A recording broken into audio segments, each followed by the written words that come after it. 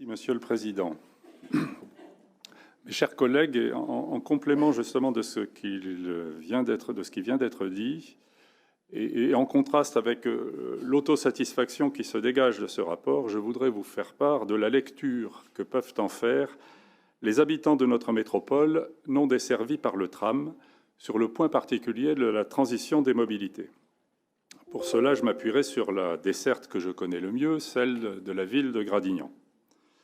Dès 2018, les habitants de Gradignan ont massivement exprimé leurs attentes vis-à-vis des transports publics dans le cadre des contestations sur le projet de tram.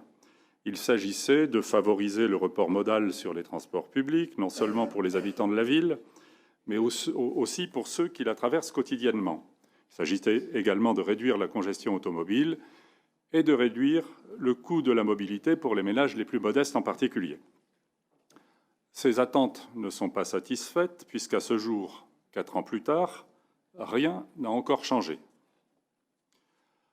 En septembre 2023, avec la nouvelle DSP et la préfiguration des bus express, l'évolution pour notre ville découlera d'un réaménagement du réseau apportant une meilleure couverture du territoire. Mais cette évolution n'apportera aucun accroissement quantitatif de l'offre. En fait, après analyse détaillée des documents de la DSP, nous observons que le nombre de bus traversant la ville au cours d'une journée n'augmentera pas par rapport à ce qu'il est aujourd'hui. Pas de quoi, à ce stade, faire oublier le projet de tram et la transformation des habitudes à laquelle il invitait.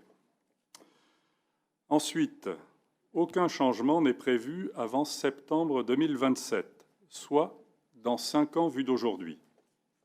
À cette date, donc dans le meilleur des cas, la nouvelle DSP nous annonce un accroissement formidable de la fréquence de passage des bus sur les lignes transformées en bus express sur l'ensemble du territoire métropolitain. Pour Gradignan, c'est 45% de passages en plus. Ma question est toute simple. Pourquoi faut-il attendre encore 5 ans pour augmenter le volume de l'offre de bus? Les habitants qui le pourront risquent de préférer d'utiliser au quotidien la voiture électrique dont la mise en place de la ZFE favorisera l'adoption plutôt qu'emprunter les transports publics. En matière de transition, il y a sans doute mieux à faire. Merci de votre attention.